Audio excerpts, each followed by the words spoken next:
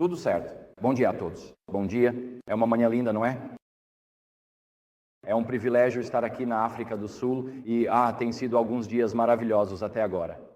Eu cheguei na terça-feira e vindo do clima frio de Michigan, tem sido uma alegria absoluta aproveitar o clima quente daqui e a recepção calorosa de todos. E eu só quero agradecer a todos pela sua calorosidade, pela sua gentileza, pela sua hospitalidade. E temos sido abençoados até agora enquanto participamos juntos desta convenção de missões. Então, meu nome é Conrad Vine e hoje vou falar sobre um aspecto da missão, já que esta é uma convenção de missões. E amanhã, vou falar de manhã, às 7 horas, sobre como sobreviver à cultura do cancelamento. Aprendi algumas coisas sobre isso nos últimos anos. E como sobreviver à cultura do cancelamento, depois vou falar no domingo à noite sobre o chamado de Deus. Vou focar especificamente no chamado de Moisés na sarça ardente. Isso será no domingo à noite. Então, nesta manhã, quero falar sobre algo que está acontecendo ao redor do mundo hoje. Ali está a minha informação de contato, ali na tela. Vou falar sobre algo que está acontecendo ao redor do mundo hoje, inclusive aqui na África do Sul. Jesus está aparecendo para pessoas em sonhos e visões e as convida a segui-lo. Uma das alegrias da missão é ir para onde Jesus já está agindo. Então, ao olharmos para as cidades da África do Sul como Cidade do Cabo, Joanesburgo e Durban, não sabemos como alcançá-las, mas Jesus já está alcançando essas cidades para seu reino e salvar seus filhos. Então, eu vou falar sobre como Jesus está alcançando a vida das pessoas. Porque na missão queremos ir para onde Deus já está agindo. E queremos ir para onde o Espírito Santo já está movendo os corações e mentes de almas. E quando vamos para onde Deus já está agindo, descobrimos que há uma colheita esperando para ser recolhida. Então vamos inclinar nossas cabeças e convidar a presença do Espírito Santo. Querido Pai Celestial, agradecemos por bênçãos que temos aqui na África do Sul. Pai, agradecemos pela liberdade que temos de nos reunir nesta sexta-feira. Eu te agradeço por este belo local e te agradeço porque podemos nos reunir e te adorar de acordo com a nossa consciência. Agora, Senhor, enquanto refletimos sobre como Jesus está agindo no mundo, peço que em nossas vidas e ministérios todos busquemos Jesus. Embora possamos não vê-lo pessoalmente em sonho ou visão, peço que possamos vê-lo em ação. Oro para que Ele vá à nossa frente em qualquer ministério, que possamos seguir os passos de Jesus. Que Teu Espírito guie e abençoe este momento juntos. Em nome santo de Jesus oramos, amém. Então nós vamos falar sobre o fato de que Deus está buscando as nações Vou começar com esta passagem da Bíblia aqui, de Isaías 65, versículo 1. A maioria dos textos que vamos usar estará aqui na tela esta manhã.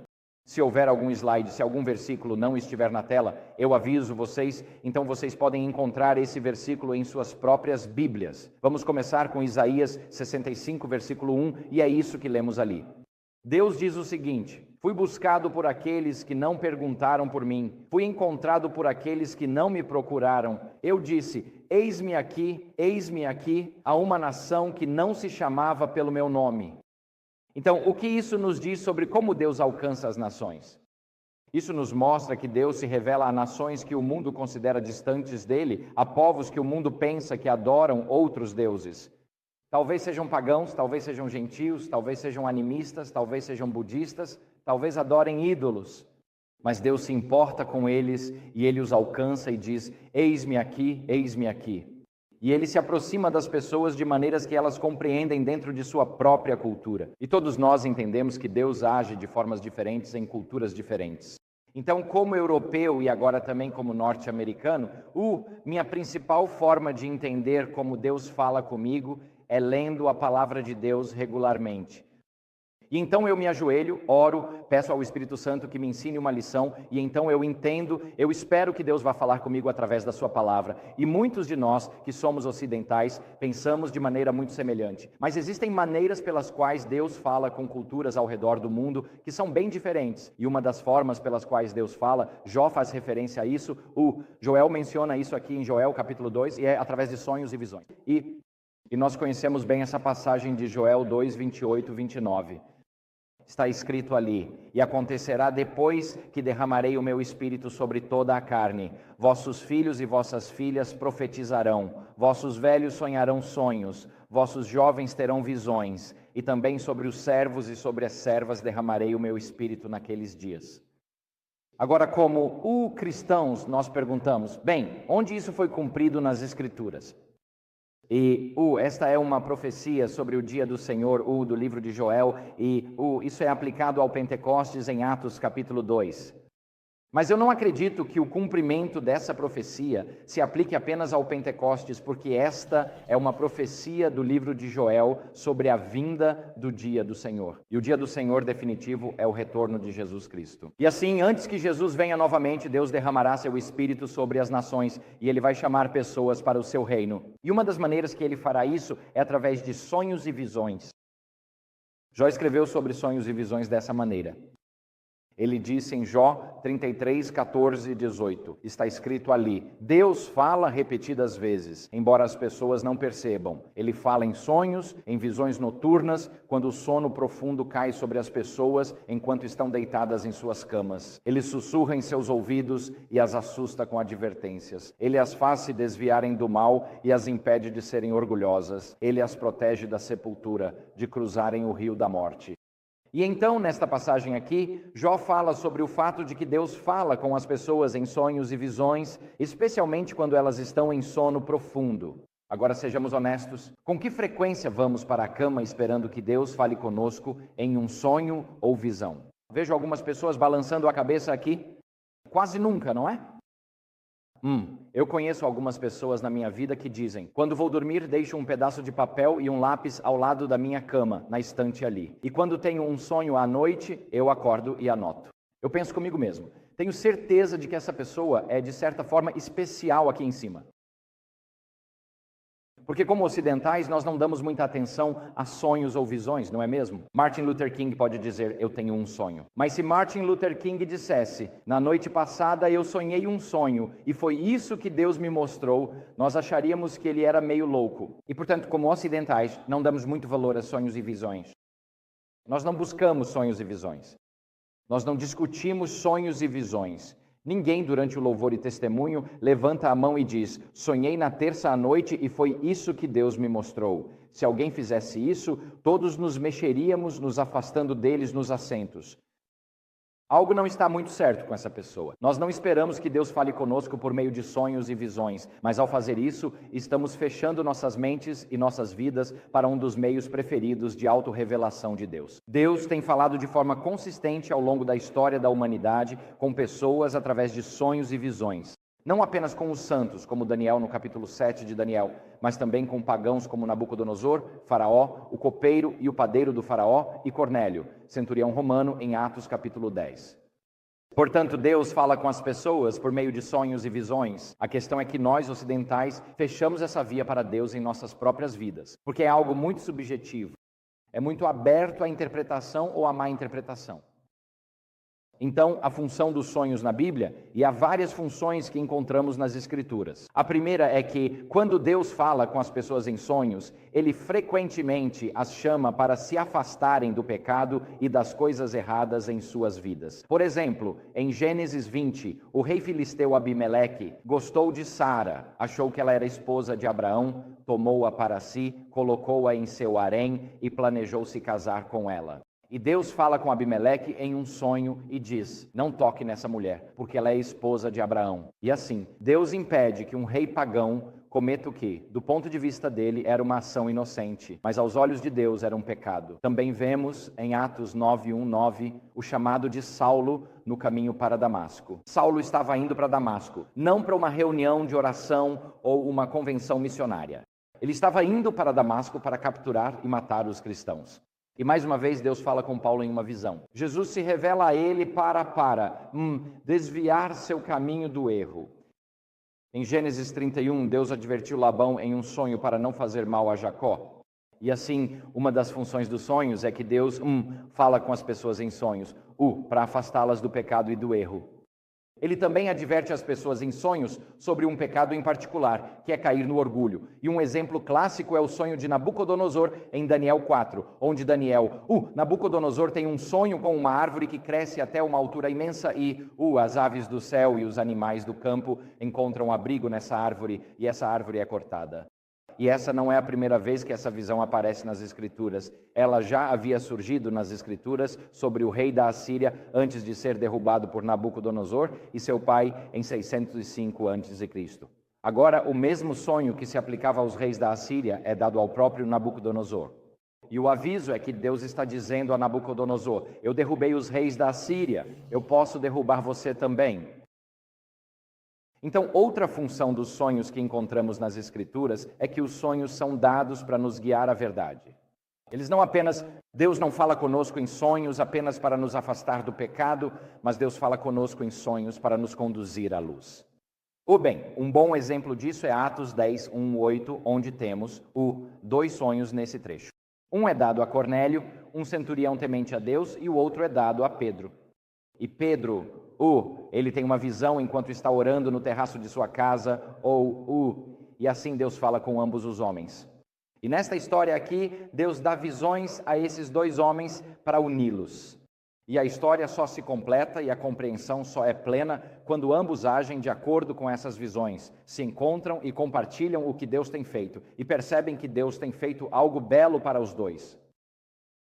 Agora você pode ter um sonho ou uma visão e pode achar que isso não faz sentido algum, mas se você compartilhar, alguém pode dizer: espere, eu tive um sonho correspondente a esse. E você ouve o que eles têm a dizer e de repente tudo faz sentido. E se Cornélio não tivesse agido de acordo com sua visão, e se Pedro não tivesse agido de acordo com a dele, nada disso teria feito sentido para nenhum dos dois. Então você tem o quarto propósito dos sonhos e visões, que é avisar as pessoas sobre uma morte iminente e dar-lhes direção sobre como escapar desses problemas. Alguns bons exemplos, há 3 exemplos disso nas Escrituras. Um deles é que Deus deu ao faraó um sonho sobre 7 hambúrgueres de vegetais gordos e 7 hambúrgueres de vegetais magros. Você se lembra desse sonho? Está lá em Gênesis 14. E então você tem 7 espigas de milho cheias e 7 espigas de milho secas. E Deus dá esses sonhos 2 vezes ao faraó, para enfatizar ao faraó que isso realmente vem de Deus. Isso não foi apenas algum disparo aleatório dos seus neurônios no cérebro às 3 da manhã. O fato de Deus repetir essas visões para o faraó é um lembrete, é uma ênfase de Deus dizendo: você precisa prestar atenção nisso. Os magos que vão ver Jesus são avisados em um sonho para não voltarem a Herodes. E José, enquanto dorme, é avisado por um anjo para se levantar e levar o menino para o Egito, para escapar da ira de Herodes e do massacre dos bebês de Belém. Então Deus às vezes nos dá sonhos para nos alertar sobre o pecado. Ele nos dá sonhos para nos conduzir à luz. Ele nos dá sonhos para nos aproximar de outras pessoas e também nos dá sonhos para nos alertar sobre morte iminente e problemas físicos e para nos afastar desses desafios. A irmã White descreve isso em Conselhos para a Igreja, página 14. Ela diz o seguinte: há muitos sonhos que surgem das coisas comuns da vida, com os quais o Espírito de Deus nada tem a ver. Também há sonhos falsos, assim como visões falsas, que são inspirados pelo espírito de Satanás. Portanto, Satanás pode dar sonhos.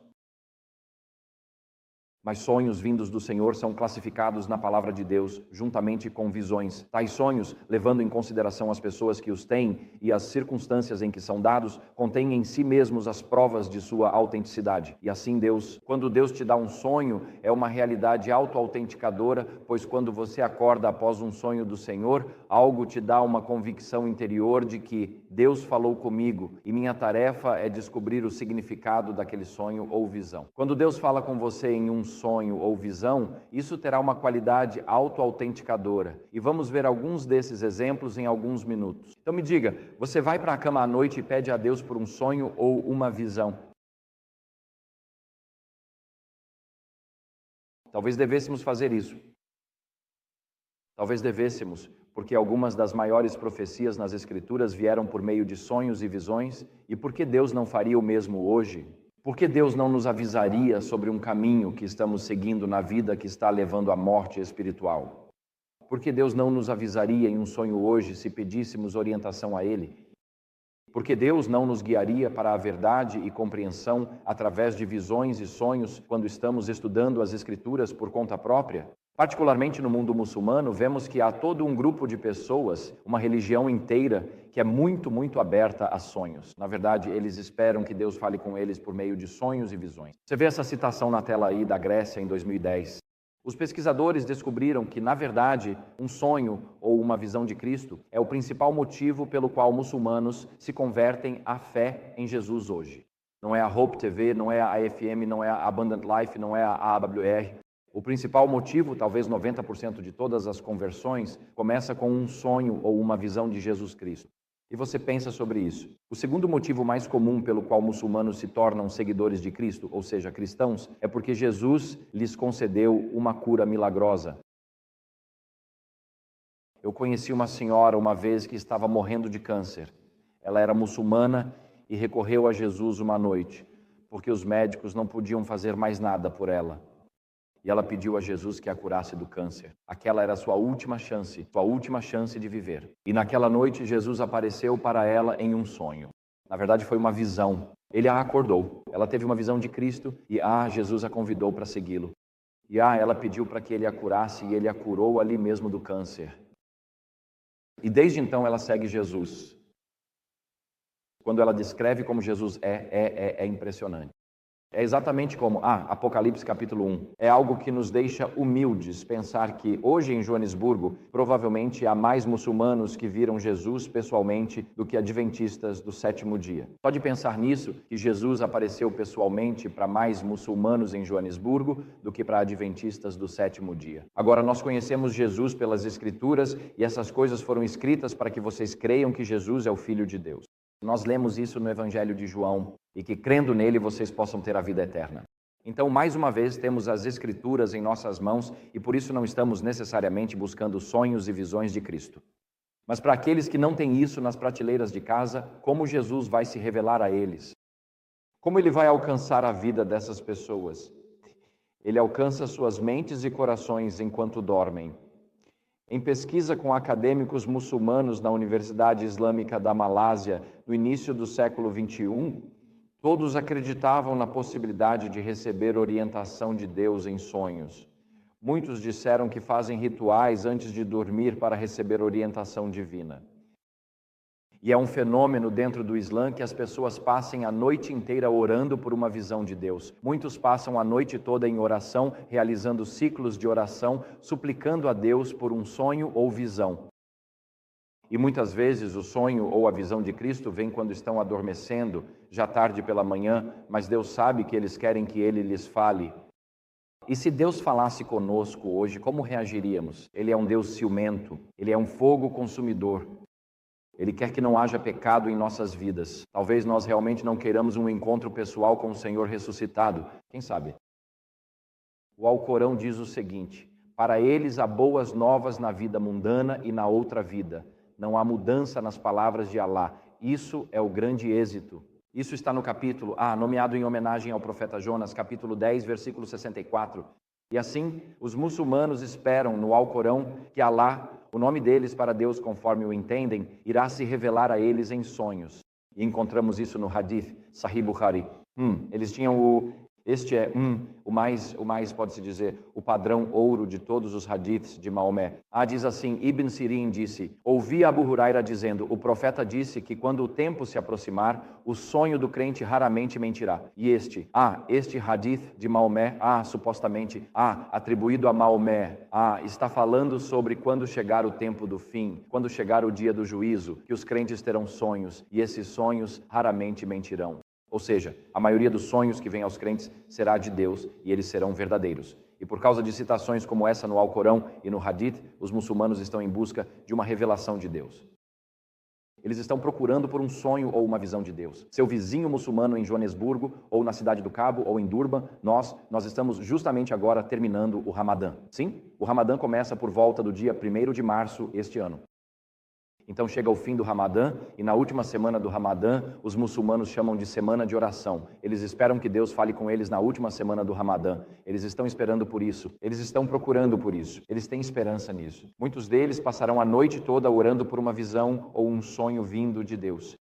Esses são nossos vizinhos sinceramente buscando uma revelação de Deus. Podemos pensar neles como pagãos, idólatras, além do alcance da graça de Deus. Esta é uma convenção missionária.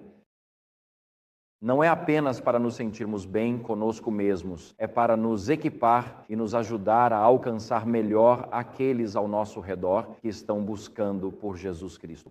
Então, por que Deus fala com muçulmanos por meio de sonhos e visões? Há várias razões. A primeira é que existem muitas barreiras entre um muçulmano e Jesus Cristo. Para muitos muçulmanos, para todos os muçulmanos, Jesus é um profeta, mas não é mais do que um profeta. Eles sabem que ele teve um começo milagroso, sabem que ele subiu milagrosamente ao céu, sabem que Jesus voltará, chamam de descida de Isa, mas a escatologia muçulmana é confusa e dispersa. Mas eles sabem que há algo especial sobre Jesus Cristo. No entanto, existem muitas barreiras sociais entre um muçulmano e Cristo, familiares, teológicas, psicológicas. Para muitos muçulmanos, a percepção dos cristãos é que eles bebem álcool, comem carne de porco e têm relações fora do casamento. Por que você seria um seguidor de Cristo se é isso que os cristãos fazem? Por que você se tornaria cristão se é isso que os cristãos fazem? Para muitos muçulmanos, há barreiras que os impedem de seguir Jesus. Eles sabem que há algo especial em Jesus, mas não veem nada em quem diz segui-lo e não querem ser contados entre eles. Se quero seguir Jesus, mas não quero ser contado entre esses, isso me deixa numa posição impossível. Há barreiras entre um muçulmano e Jesus Cristo. Outra barreira entre muçulmanos e Cristo é que os sonhos têm grande significado na fé islâmica e Deus usa sonhos para falar com os muçulmanos porque eles estão esperando por isso, eles estão procurando por isso. Por que mais Deus fala com muçulmanos através de sonhos? Porque os sonhos permitem um acesso direto. Deus fala diretamente ao coração e à mente deles, seja quando estão acordados ou quando estão dormindo. E isso traz para a pessoa que teve um sonho com Jesus um nível de convicção de que eu preciso seguir Jesus, eu preciso aprender mais sobre Jesus, que nada mais pode dar a ela. Pensa em Paulo no caminho para Damasco. Ele estava indo para Damasco para matar aqueles cristãos. Ele era uma estrela em ascensão no judaísmo, avançado para a sua idade e à frente dos contemporâneos.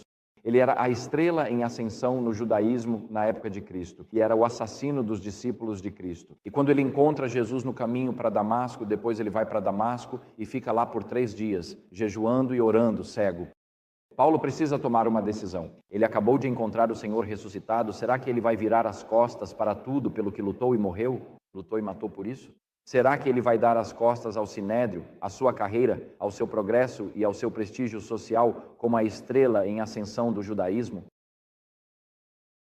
No entanto, porque Jesus falou diretamente com Paulo, foi isso que transformou completamente a vida de Paulo, de perseguidor da igreja, para um dos maiores apóstolos. E quando Jesus fala com muçulmanos em sonhos, isso traz um nível de convicção e amor que raramente se vê, até mesmo entre cristãos. Agora, se eles podem ainda não ter todas as respostas, mas sabem que Deus falou com eles através do profeta Jesus e agora querem saber mais sobre Jesus porque ele falou com eles pessoalmente. Por que mais Deus fala com muçulmanos em sonhos? Porque os muçulmanos esperam encontros sobrenaturais como parte de sua fé. E assim, para muitos muçulmanos, os sonhos são centrais para a visão cosmológica dos muçulmanos comuns, desde o fundador, que é Maomé, até seus seguidores. Eles não são uma parte opcional da vida islâmica, são um componente significativo da vida islâmica. Então, quais são algumas das características comuns nos sonhos que vêm aos muçulmanos? E isso está acontecendo até esta noite em Joanesburgo, enquanto termina o Ramadã. Essas aparições acontecem o tempo todo ao redor do mundo. A primeira coisa é que Jesus normalmente se identifica, diz quem ele é. Ele frequentemente usará uma referência bíblica, como eu sou o caminho, a verdade e a vida, ou eu sou o bom pastor. Ele escolherá um nome para si mesmo dos evangelhos. Outra coisa nesses sonhos é que você vê a cruz no sonho. Muçulmanos relatam ver uma cruz ou 3 cruzes com escuridão nas externas e luz brilhando na do meio, ou uma cruz. É trágico ao ver artistas de hip hop e astros do rock no Ziwá usando cruzes cravejadas de diamantes no pescoço. Você se pergunta que tipo de cristianismo, que propaganda para o cristianismo é? Esses símbolos viraram itens de moda. Quando um muçulmano vê uma cruz, isso o remete à história de Cristo. Não é símbolo de moda, é um sinal que aponta para o Salvador ressuscitado. Muitas vezes, nesses sonhos, Jesus chama ao arrependimento, a reconhecimento de pecadores, sentimento de vergonha, não sabem como remover essa vergonha. Nesses sonhos, Jesus chama ao arrependimento. E ele também pede aos muçulmanos que o sigam e creiam nele. E assim, você ouve, como Jesus disse aos homens no Mar da Galileia, siga-me. Essa é uma mensagem que chega aos muçulmanos nesses sonhos. Você ouve relatos de que, quando a pessoa teve uma visão de Jesus, foi tomada por um sentimento de amor e paz como nunca havia experimentado. E eles não conseguem esconder isso. Eles sabem que Jesus os ama. Uma vez, havia um pastor em Minnesota que passou a vida inteira estudando a doutrina da expiação. O tema da expiação, o objeto da expiação, várias teorias que circulam pela internet sobre o que aconteceu no Calvário. Se um resgate foi pago, a quem esse resgate foi pago? E por que o resgate era necessário? E será que Deus Pai é um Deus irado que precisa de um sacrifício de sangue para aplacar sua ira contra pecadores como nós? Há discussões sobre a doutrina da expiação. E eu disse a esse pastor que estava se aposentando já idoso, depois de 40 anos estudando a doutrina da expiação, qual é o resumo da questão? Ele disse, esse é o resumo da questão. Jesus me ama, disso eu sei, pois a Bíblia assim me diz. E foram necessários 40 anos de estudo sobre o que aconteceu no Calvário para ele chegar a essa verdade simples, a qual um muçulmano chega em segundos quando Jesus aparece para ele em um sonho, em uma visão. E ele sabe, naquele momento, que experimentou um amor e uma profundidade de compaixão que nunca imaginou ser possível antes em sua vida. Eles sabem que Jesus os ama. É algo incrível. Você ouve muitos relatos sobre isso. Os muçulmanos falam muito sobre luzes e cores, em sonhos e visões de Cristo. E então você sabe, no Ocidente, nosso símbolo para o luto é a cor preta. E então, mesmo assim, quando há um funeral, usamos jaquetas pretas e gravatas pretas. Mas nossas Bíblias normalmente são revestidas de couro preto, como se este livro fosse uma fonte de luto e tristeza. Mas se você olhar para um Alcorão, normalmente ele é verde e vermelho, que são cores associadas à vida. Então, você sabe, as cores das nossas Bíblias não passam uma boa mensagem para o mundo muçulmano de que este é um livro de morte. Não é um livro de luz, ou de alegria, ou de vida eterna. Mas o que encontramos nesses sonhos e visões é que as pessoas continuam relatando que havia luz e uma variedade de cores. Se você for a Ezequiel capítulo 1, Apocalipse capítulos 4 e 5 e Isaías capítulo 6, verá que nessas visões da sala do trono de Deus, o que se vê é o arco-íris e uma luz e glória indescritíveis ao redor do trono, e é isso que os muçulmanos veem em seus sonhos e visões de Cristo. E então eles frequentemente ouvem citações das Escrituras, e essas citações geralmente vêm do livro do Apocalipse. E por que do livro do Apocalipse? Bem, a palavra apocalipsis, que é a palavra revelação, quando dizemos que algo é apocalíptico, temos a ideia de que se é apocalíptico significa que há terremotos, desejo, fogo e enxofre caindo do céu. E se há um apocalipse, isso é uma má notícia para todos. Mas a palavra apocalipse é como? A palavra significa um desvelar ou revelação de algo. Então, é como quando você abre as janelas de manhã e deixa a luz entrar no seu quarto. Isso é um desvelar da luz gloriosa lá fora. E assim, o livro do Apocalipse é uma revelação de Jesus Cristo. É o Apocalipse estou e exou Cristo de Jesus Cristo, e é uma revelação de Jesus em sua glória, sua beleza e sua majestade. E ao longo de todo o livro do Apocalipse, há 4 visões no Apocalipse, e você pode dividi-lo nessas 4 visões. Você vê como Jesus caminha entre a sua igreja, ele cuida da sua igreja. Ele zela por sua igreja em meio à perseguição. Ele está preparando um lar para a sua igreja no céu acima. E ele voltará para a sua igreja no fim dos tempos. E o livro do Apocalipse são 4 visões sobre o que Cristo faz pelo seu povo. E, portanto, não é surpreendente que o livro que você mais ouve ser mencionado em sonhos e visões para muçulmanos, as citações venham do livro do Apocalipse. Porque Jesus está chamando o seu povo, e à medida que Jesus se revela para nós no livro do Apocalipse, ele está se dirigindo aos muçulmanos com as mesmas visões do livro do Apocalipse até hoje, porque deseja tê-los em seu reino eterno. Então vou mostrar para vocês algumas imagens aqui que mostram alguns desses sonhos e algumas dessas visões. E à medida que formos passando por esses slides, quero que vocês pensem para si mesmos de qual capítulo do livro do Apocalipse isso vem. Ok? Aqui está o primeiro. Assalamu alaikum. A paz esteja com você. No meu sonho da noite passada, o profeta Isa é o nome de Jesus no Alcorão, e AS, paz esteja com ele, ou em inglês PBUH, peace be upon him, é um honorífico usado para todos os profetas no Alcorão. O profeta Isa, paz a ele, apareceu para mim vestindo branco, em pé entre 7 luzes. Ele as observava e mantinha acesas. Olhou para mim e sorriu. Então acordei. O que esse sonho significa? Então me diga, de qual capítulo do livro do Apocalipse esse sonho veio? Sim, capítulo 1, certo? É interessante que digamos, esta é uma revelação. Faz um paralelo com a visão de Jesus entre os castiçais em Apocalipse 1. Neste sonho, diz que Jesus os observava, isso é uma boa notícia, e ele se certificava de que estavam iluminando. Agora, se você tem uma vela e um teto branco acima dela, e você mantém essa vela acesa permanentemente, o que acontece com o teto branco acima da vela? Fica uma mancha, não é? Velas soltam fuligem, soltam fumaça, pode arder nos olhos. Essas são as igrejas, velas enfumaçadas. Mas neste sonho aqui, diz que Jesus está se certificando de que suas igrejas emitam luz. Então a tendência humana é que as igrejas não emitam luz, a menos que Jesus esteja presente. E se Jesus está presente, as igrejas emitem luz em vez de fumaça e fuligem, e de arder os olhos daqueles ao redor delas. Então, podemos olhar para isso como cristãos e perguntar, bem, será que Deus daria uma revelação a um muçulmano que não está nas Escrituras? Bem, se Jesus está garantindo que essas lâmpadas emitam luz, isso me diz que Jesus está ativo em suas igrejas para garantir que não caiamos em nossa natureza caída e não recaiamos em discussões e tudo mais. Quando Jesus está presente, as igrejas irradiam a luz do Evangelho. Eu tive um sonho. Aqui está outro sonho para compartilhar. No meu sonho vi o profeta Isa, que a paz esteja com ele, de túnica branca, sentado em trono branco. Vi anjos, homens e animais adorando e louvando-o dia e noite. Ouvi uma voz, você o adora? Acordei confuso. O que significa esse sonho? Pensando nessa passagem, qual capítulo ou livro do Apocalipse faz paralelo? Certo, um irmão disse, capítulos 4 e 5, não é? Capítulos 4 e 5, visão da sala do trono em João, antes dos 7 selos nos capítulos 5, 6 e 7. Visão da sala do trono. Jesus de túnica branca, sentado em trono branco, diante dele anjos, homens e animais o adoram. E nossas mentes são levadas a Ezequiel, capítulo 1, e Isaías, capítulo 6. Nós vemos essas criaturas viventes diante do trono de Deus. E então, a voz estava dizendo, você o adora?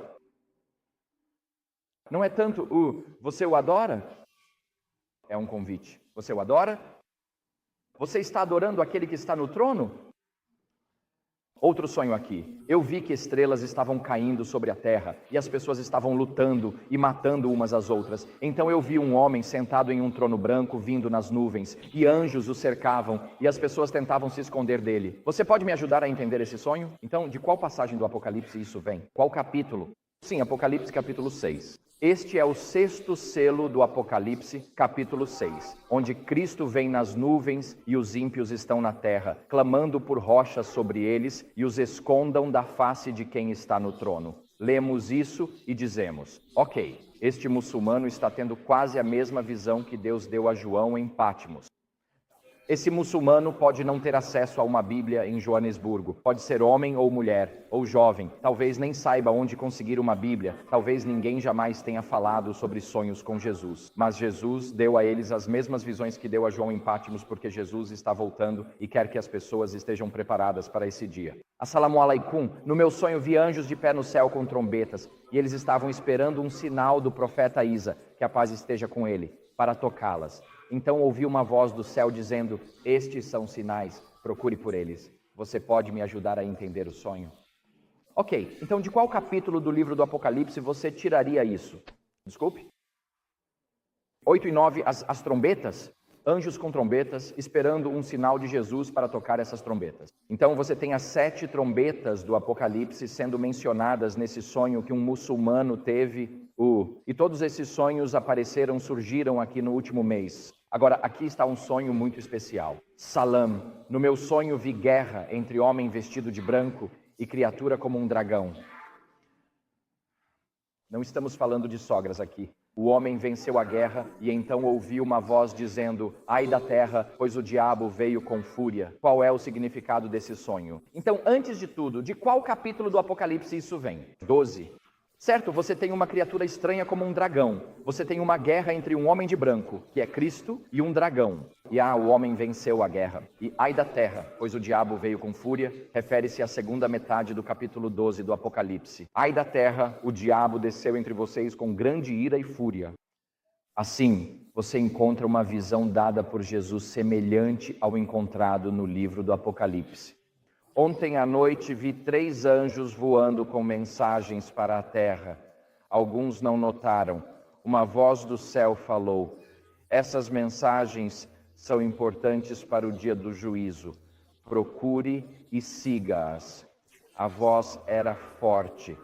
Vi um trono com o profeta Issa. Você pode me ajudar a entender esse sonho? Ok, então de qual capítulo do Apocalipse isso vem? Apocalipse capítulo 14. E essas mensagens não são importantes, é isso que a mensagem diz? Não, essas mensagens são importantes, porque chegou a hora do seu juízo. E sabemos pelo entendimento adventista, nossa compreensão das Escrituras em Daniel 8, 13 e 14, que a hora desse juízo pré-advento começou em 1844. Estamos vivendo no tempo do juízo pré-advento. Algumas pessoas chamam isso de juízo investigativo. Eu prefiro chamar de pré-advento, porque acontece antes da segunda vinda de Jesus Cristo. E este é Jesus apelando a um muçulmano para ouvir os 3 anjos do Apocalipse. E onde eles vão ouvir os 3 anjos do Apocalipse? Idealmente de uma igreja adventista. Às vezes sim, muitas vezes não, porque isso é divisivo e gera controvérsia se você pregar profecia ou coisas assim hoje em dia. A trombeta precisa ser soada com um som certo, irmãos e irmãs. Quando você prega, quando falamos, precisa haver um senso de urgência de que Jesus está voltando em breve. O juízo pré-advento já está em andamento e a próxima coisa que saberemos é a vinda de Jesus Cristo. Não há tempo a perder enquanto esperamos a vinda de Jesus. Quando Jesus faz um apelo aos muçulmanos que ouçam as mensagens 3 anjos, Apocalipse 14, fim dos tempos. Vi o profeta Issa, paz com ele, de branco num cavalo branco. Ele segurava uma grande espada. Olhou para mim e disse: o dia do juízo está próximo. Siga-me e você estará pronto. Acordei confuso, mas em paz. Ajuda a entender o sonho. Qual passagem do Apocalipse? Apocalipse 19, a segunda metade. A primeira metade trata do banquete das bodas do Cordeiro e a segunda metade de Apocalipse 19 fala sobre a vinda de Jesus a cavalo com uma grande espada. E você tem o banquete das aves se alimentando dos corpos dos mortos que morreram com a vinda de Cristo. Bem, essa passagem aqui me diz que o dia do juízo está próximo. E como adventista, às vezes eu mesmo preciso ouvir isso de novo, que o dia do juízo está próximo. O dia do juízo, para os muçulmanos, não é o juízo pré-advento. É quando Cristo vem e Deus separa o mundo entre ovelhas e bodes. Ou seja, a vinda de Jesus está próxima. Se Jesus diz aos muçulmanos que sua segunda vinda está próxima, o que nós mesmos devemos aprender com isso? Que a segunda vinda de Jesus está próxima, está absolutamente próxima. Eu vi Saidna, nosso mestre Isa, a paz esteja com ele, em meu sonho na noite passada. Ele estava em pé em um cruzamento, ajudando as pessoas a segui-lo até o paraíso. Paraíso é palavra persa, é jardim murado. Eu o ouvi e o segui. No final, chegamos a uma cidade linda. Desculpe, eu esguichei no fundo da minha garganta. Vou tentar beber no futuro e não esguichar. Eu o ouvi e o segui. No final, chegamos a uma cidade linda. A cidade tinha muros altos, um rio no meio e uma árvore. Você pode me ajudar a entender meu sonho? De que capítulo do Apocalipse isso vem? Em Apocalipse 21. Aqui está. A Nova Jerusalém e o Rio da Vida e a Árvore da Vida ali, com as folhas e diferentes frutos a cada estação para a cura das nações. Então, esses são alguns dos sonhos que estão chegando. E eu não vou mencionar os sites aqui, mas esta tarde ou mais tarde hoje vou deixar alguns cartões ali embaixo e vocês podem conferir esses sites por conta própria. Muçulmanos estão relatando esses sonhos. E se você fala árabe e digita sonhos, há tantos muçulmanos tendo sonhos com Jesus que o Google completa automaticamente para sonhos de Isa. Então você sabe que muçulmanos estão tendo sonhos com Isa quando você digita sonhos em árabe, o preenchimento automático é sonhos de Isa, porque tantas pessoas estão procurando por isso e pela interpretação. Então, para que um sonho seja dado por Deus, ao contrário de um sonho que talvez Satanás tenha lhe dado, em primeiro lugar, ele tem que estar de acordo com as Escrituras. Devemos testar as coisas de acordo com as Escrituras. Nem todos os sonhos vêm de Deus. E se, ou melhor, quando um amigo muçulmano seu aqui na África do Sul lhe contar sobre um sonho que ele possa ter tido, você precisa ser capaz de compartilhar com ele. Como esse sonho se relaciona com as Escrituras? Esse sonho está de acordo com as Escrituras? Ele contradiz as Escrituras ou está em harmonia com o que sabemos das próprias Escrituras? A segunda coisa que precisamos observar é: o sonho reflete o caráter de Deus e se encaixa em sua personalidade? Pois Deus não nos deu um espírito de medo, mas de poder, de amor e de equilíbrio. E assim, se esse sonho ou visão de Cristo que chega ao seu vizinho muçulmano o inspira a um amor renovado por Deus, se o inspira a uma maior piedade diante de Deus, se o inspira talvez a começar a orar 5 vezes ao dia, porque é assim que ele entende o que é uma vida piedosa, então você sabe que esse é provavelmente um sonho vindo de Deus. É verdadeiro e preciso. Ele possui um tom de autenticidade própria. Isso produz bons frutos na vida da pessoa que recebeu o sonho. Isso traz o fruto do Espírito para a vida dessa pessoa. Isso traz amor, alegria e paz. Há mansidão, paciência, bondade, generosidade, fidelidade, mansidão e domínio próprio. E isso aponta para Deus? Muitas vezes um muçulmano dirá que Jesus lhe disse: siga-me, na visão ou no sonho. E se Jesus está convidando essa pessoa a segui-lo, ela se torna como um cão farejador a partir daquele momento. Ela pode não ter um amigo cristão, mas a partir daquele momento está buscando saber mais sobre Jesus Cristo. E de quem ela vai aprender mais sobre Jesus, de quem ela vai conhecer mais sobre Jesus, se não dos adventistas do 7º dia que estão dispostos a compartilhar sua fé na breve vinda de Jesus Cristo? Eu considero isso uma tragédia e digo isso onde quer que eu vá e reconheço que eu mesmo deveria fazer algo a respeito, que eu não conheço um único site adventista dedicado a dizer ao mundo que Jesus está voltando. Temos sites sobre o sábado, temos sites sobre nossas crenças fundamentais, interpretação profética. Não conheço o site que anuncia a vinda de Jesus, os sinais, o que ocorre no mundo antes de Jesus voltar e como você pode estar espiritualmente preparado para isso. Somos adventistas do 7º dia, a ênfase está em adventistas, mas não anunciamos ao mundo que Jesus está voltando. E ainda assim, quando Jesus apela aos muçulmanos e diz: o dia do juízo está próximo, eles sabem que algo grandioso está para acontecer no mundo. E o ideal é que aprendam mais sobre isso com seu vizinho adventista. O papel de um amigo cristão é realmente importante. Nós não podemos apenas ajudar nossos amigos muçulmanos que tiveram sonhos com Jesus a darem os passos certos e entenderem o que a Bíblia, o que o sonho significa, mas Jesus nos ordenou a fazer discípulos de todas as nações. Podemos nos sentir estranhos ao ajudar alguém a interpretar um sonho. Você pode pensar que José era um profeta, interpretou o sonho do copeiro, do padeiro, do faraó, e Daniel interpretou o sonho de Nabucodonosor e assim por diante. Mas quando você olha para esses sonhos que acabei de mostrar na tela, acho que a maioria de nós aqui poderia dizer: é disso que se trata na Bíblia, é isso que a Bíblia diz sobre isso, podemos aprender mais sobre isso juntos. Esses sonhos não são nenhum bicho de 7 cabeças. Eles geralmente são tirados das Escrituras. Então, podemos afirmar para nossos amigos muçulmanos, pessoas que tiveram sonhos com Jesus, que Deus realmente fala através de sonhos, e que os muçulmanos valorizam sonhos como mensagens divinas, e talvez seja por isso que Deus está falando com eles por meio de um sonho. Podemos ajudá-los a comparar o sonho que tiveram com a verdade que conhecemos das Escrituras. Tenho um amigo que teve um sonho com Jesus, uma visão de Jesus quando jovem, e Jesus disse: eu sou o caminho, a verdade e a vida. E esse jovem foi até um amigo que era um cristão nominal e perguntou: a Bíblia fala algo sobre Jesus ser o caminho, a verdade e a vida? E o amigo que era um cristão nominal respondeu: sim. E meu amigo perguntou: bem, onde está isso na Bíblia? E o cristão nominal respondeu: eu não sei. Então aquele homem que teve o sonho com Jesus, que disse: eu sou o caminho, a verdade e a vida, pegou uma Bíblia e leu tudo até encontrar essa citação. Hoje em dia temos o Google e a inteligência artificial, mas não era o caso daquele jovem. Mas quando Jesus disse: eu sou o caminho, a verdade e a vida, isso levou aquele jovem a buscar o caminho, a verdade e a vida, a seguir o caminho, a verdade e a vida em sua própria vida. E assim podemos ajudar muçulmanos que tiveram sonhos com Cristo a entender pelas Escrituras de onde isso vem e qual é a mensagem subjacente dessa passagem bíblica.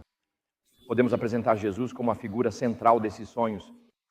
Muitas pessoas têm um sonho com um homem vestido de branco, e se você procurar por sites como Homem de Branco, encontrará páginas onde muçulmanos compartilham seus sonhos com um homem de branco. Jesus às vezes não revela sua identidade imediatamente. Às vezes ele não diz: eu sou Isa al-Masih, eu sou Jesus, o Messias.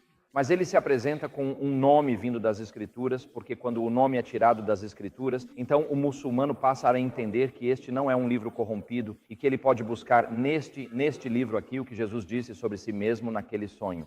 E assim, isso ajuda a autenticar a autoridade das Escrituras e a veracidade das Escrituras, quando essas citações são tiradas das Escrituras. Podemos ajudar nosso amigo muçulmano a crescer em sua jornada como discípulo, e isso significa fazer amizade com as pessoas. Acho que uma das principais, talvez a principal razão pela qual as pessoas deixam a igreja não é por diferenças doutrinárias. É porque elas não se sentem amadas em sua congregação local. E elas podem ir à igreja enquanto estão passando por um divórcio, um diagnóstico de câncer, ou têm um filho com um problema de saúde mental, ou com uma doença terrível. E as pessoas dizem: oi, tchau, feliz sábado, até semana que vem. Mas de fato não nos importamos muito uns com os outros de domingo a sexta-feira. E quando as pessoas não se sentem amadas, elas não vão ficar. Quando as pessoas se sentem amadas e confiam que você as ama, sabendo disso, estão dispostas a aceitar o que você tem para compartilhar com elas. Portanto, o cristianismo não é uma fé solitária, não é uma maratona, é um esforço em equipe. Se você passar pelo Novo Testamento, talvez mais tarde hoje, e somar todas as ocorrências em que está escrito uns aos outros, ou uns aos outros, os mandamentos são múltiplos. Há vários mandamentos ao longo de todo o Novo Testamento. Amem uns aos outros, perdoem uns aos outros, carreguem os fardos uns dos outros, restaurem uns aos outros. Isso continua e continua sem parar. O cristianismo não é uma fé solitária, é uma fé comunitária, de comunhão. E nós crescemos juntos em comunidade.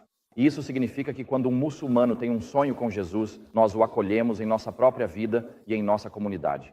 Também precisamos reconhecer que muitos muçulmanos que tiveram um sonho com Jesus carregam muitos medos, enfrentam muitas lutas. Muitos deles têm medo de serem rejeitados pela família, de sofrerem perseguição ao começarem a seguir Jesus. E se eles vão entrar para o corpo de Cristo, precisam saber que quando oramos Pai Nosso, isso significa que realmente somos irmãos e irmãs, e vamos cuidar uns dos outros como irmãos e irmãs. Não somos apenas irmãos e irmãs das 9 ao meio-dia no sábado de manhã. Somos irmãos e irmãs 24 horas por dia, 7 dias por semana, e vamos apoiar uns aos outros. Algo útil a se fazer é compartilhar testemunhos de ex-muçulmanos. E venha falar comigo depois. Eu vou te dar tenho alguns cartões para mais tarde hoje e você pode dar uma olhada nesses sonhos. Você pode compartilhar esses cartões com seus amigos muçulmanos. Diga: encontrei isso, é interessante. O que acha? Talvez eles tenham tido um sonho com Jesus. Talvez isso faça a conversa começar. Seja paciente e permita que o Espírito Santo trabalhe. Vivemos em uma sociedade imediatista, não é? Queremos as coisas imediatamente. Se eu entro na Amazon e, digamos que são 9 horas da manhã em Berrien Springs e eu entro na Amazon e aparece: podemos entregar isso hoje à noite. Eu penso: isso é muito bom. E às vezes aparece: vai levar 3 dias para entregar. Eu penso: isso é terrível, como a Amazon é ineficiente. Às vezes você olha algo e cerca de 1 hora depois recebe uma mensagem: disponível para entrega em 24 horas, como se tivessem resolvido algo especialmente para você. Como não gosto muito de grandes corporações, olho um trator de jardim na Amazon e 24 horas recebo: disponível para entrega perto da sua casa em 24 horas. Eu sei que eles moveram algo pelo país para que esteja disponível para entrega. Essa é a minha vingança contra o sistema, por assim dizer. Nós queremos que as coisas sejam feitas instantaneamente, realmente de forma imediata, sem qualquer tipo de demora ou hesitação, mas para um muçulmano aceitar Cristo, Ele está superando mais de 1.400 anos de hostilidade, teologia hostil, preconceito, cultura, tradição, família, os hadiths, os ditos de Maomé, o Alcorão e a lei Sharia. Às vezes nós não fazemos ideia da quantidade de pressão que existe sobre um muçulmano para não seguir Jesus. Mas se Jesus alcança, por trás do véu do Islã, suas mentes e corações em um sonho e diz, siga-me, isso mostra que para ele tudo é possível. Ele acredita que isso pode ser feito. E muitas vezes, essa pessoa vai precisar de um cristão dedicado para caminhar com ela durante a jornada de discipulado.